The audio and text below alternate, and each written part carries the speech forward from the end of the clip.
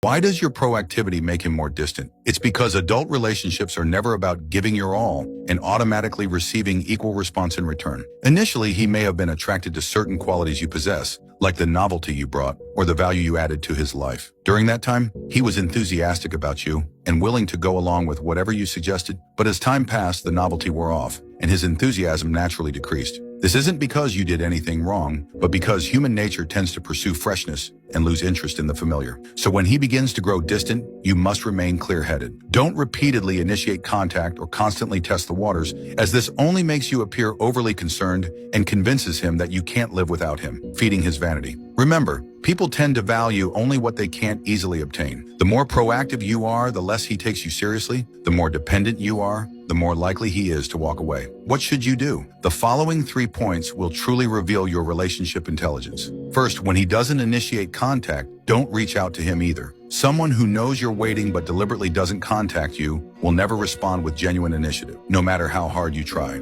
The more you lower yourself, the more he'll look down on you. Even if you still have feelings, please maintain your dignity and boundaries. You should have your own life and rhythm, rather than revolving around him daily, guessing what he's thinking. The more energy you invest in him, the easier it is to neglect yourself until you've completely depleted your self-worth. Second, regain your psychological advantage and take back control. Once he realizes you can't live without him, your relationship is already unbalanced. The lower your position, the colder his attitude will become. In relationships, the more insecure one person is, the less the other values them. So you must adjust your mindset and refocus attention on yourself. If he doesn't respond to messages, don't keep sending more. Show that you're living well even without his response. What you share shouldn't be desperate emotions, but your positive and fulfilling life experiences. If he wants to play games, let him. You don't need to stop him, but you can show him that without him, you live more freely, more vibrantly, and with more charm. Psychological advantage isn't gained through concessions and compromise, but by living more brilliantly than him, which helps you regain the initiative. Third, learn to accept and go with the flow.